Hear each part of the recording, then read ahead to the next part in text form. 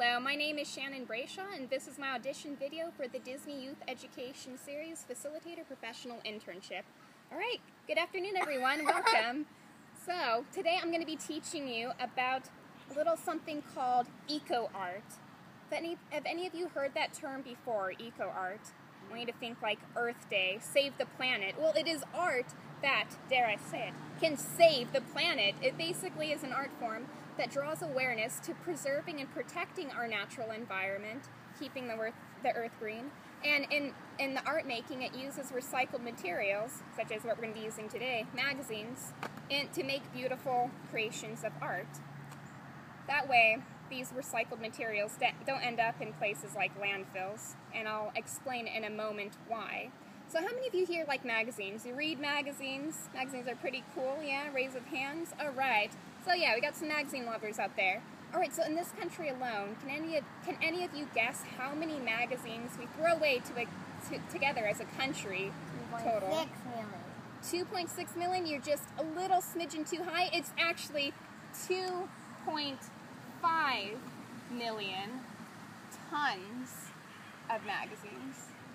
Now, tons. How many of you have been to the zoo? You've seen elephants before? Maybe you've ridden an elephant at the LA County Fair? All right. So, an elephant only weighs 7 tons. We're talking about 2.5 million tons of magazines. To give you a better picture of how many magazines that is, we were like standing in front of them. That many magazines could fill up 7 football stadiums. That's a lot of magazines per year. So now, magazines are great, but that is a lot of magazines to throw out each year. What on earth, what do we do with these magazines? Well, I'll tell you, most of these magazines get exported. They leave the country. We ship them off to China, and it's kind of sad, but waste paper, all the magazines, all the paper we throw out each day, that is our biggest export. We ship away 60% of all our waste paper over to China. And so China takes all our waste paper, all our trash paper, and they recycle it and turn it into cardboard. And with that cardboard, they package all the things they make and sell to us and ship it back. How many of you, you open your toy, you're reading the box, and it says, made in China? That's basically the reason why. We give them all our waste paper, and they turn our waste paper into packaging. So, paper can be recycled up to 7 times before it can't be recycled anymore. Because, pop quiz, where does paper come from? Trees. Trees, yes, it comes from trees, and trees have fibers, and those fibers weaken over a range of time. So up to 7 times, and then that paper ends up in a landfill. Now, how many of you have heard that term, landfill? Yeah, landfill is basically like a junkyard, a little bit different. So a landfill works like this. So they have a nice, they dig a hole in the ground, kind of like that.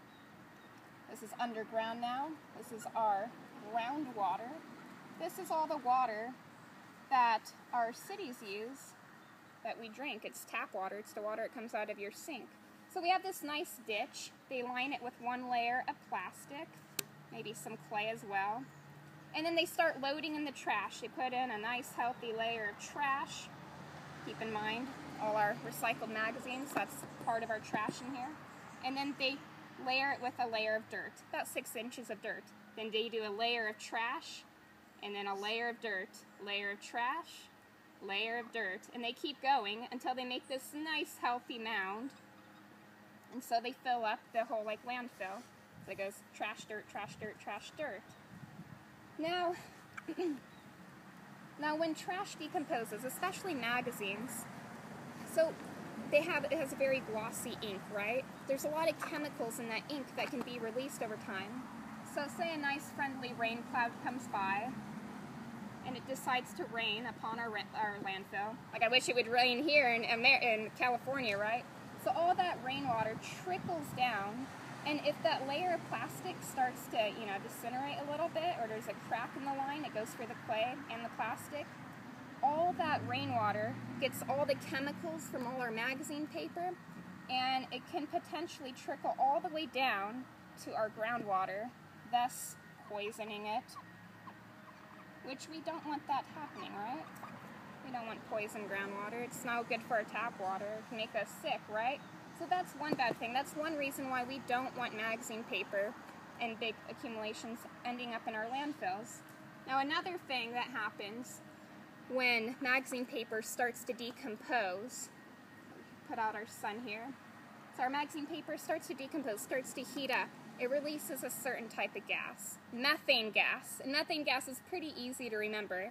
I want you to think of cow turds and your own toots. That is the type of gas that's being released when this kind of paper decomposes, produces a lot of heat. Now, methane becomes a problem. When there's too much methane released into our atmosphere, the sun can't escape our atmosphere. It traps in all the sun's heat and makes things very warm. It contributes to global warming. So, top 2 reasons we don't want magazine paper ending up in the landfill. It releases too much methane gas, and the chemicals in the ink that they put in magazines, once it releases, it can contribute and poison the groundwater, which we drink as our tap water. So 2 really bad things. So, we want to keep our magazine papers out of the landfills as much as possible. Every little bit counts. Because as the population booms and we need more land for landfills, we're running out of land. In fact, the landfill in New York City is so huge it could be seen from space. So we want to do our parts, and we want to limit that by recycling our magazines. And magazines are full of beautiful, colorful pages. We can turn them into a birthday card to a friend. You can make your own, you can use your imagination, make your own scene, your own landscape, your own recycled garden. You can use it to wrap birthday presents in.